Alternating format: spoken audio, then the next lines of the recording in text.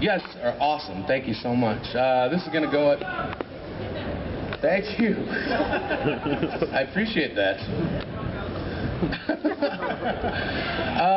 How many people out there have been through a breakup? Yeah, a couple people. How many people have been through a good breakup? Show off. No, this is based on a good breakup. Hopefully, we'll see after this one.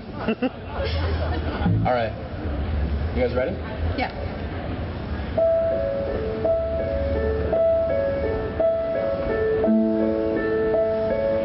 We never promised each other much.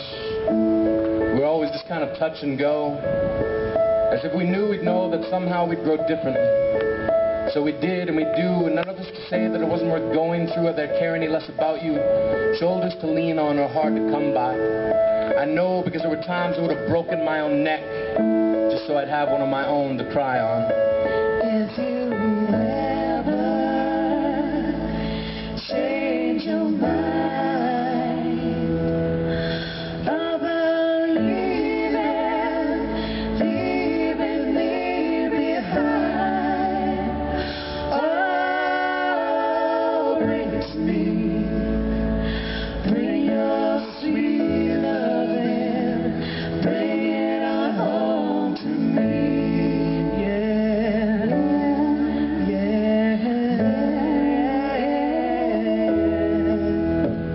And I remember when each finger was a pawn moving slowly across the chessboard of your body, and we made each game last. Passed up each avenue of attack because neither one of us were trying to win.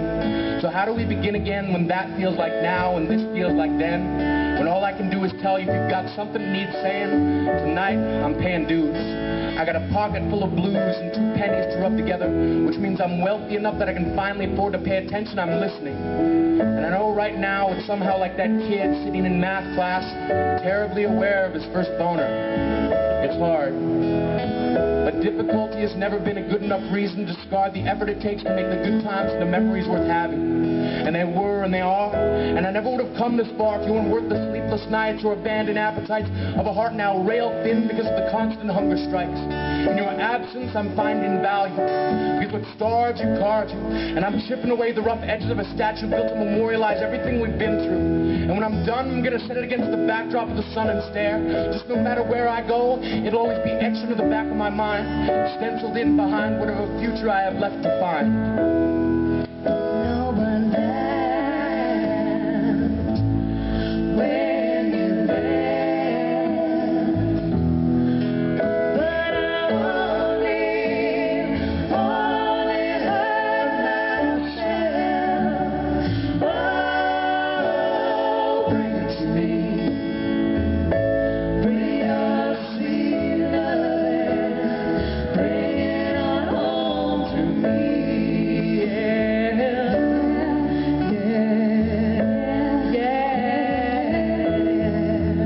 Maybe we were never meant to last.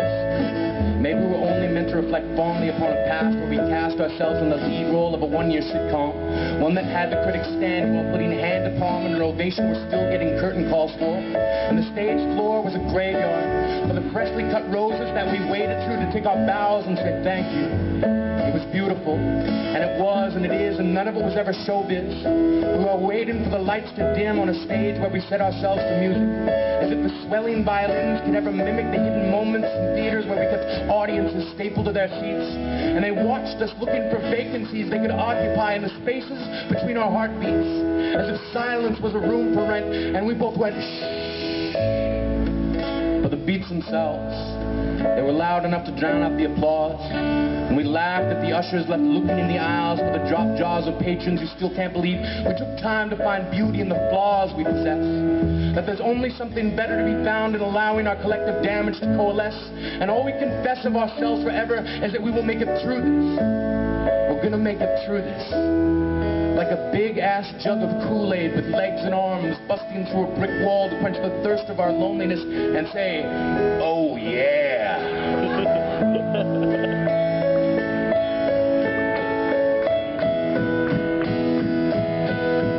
I gave you jewelry and money too.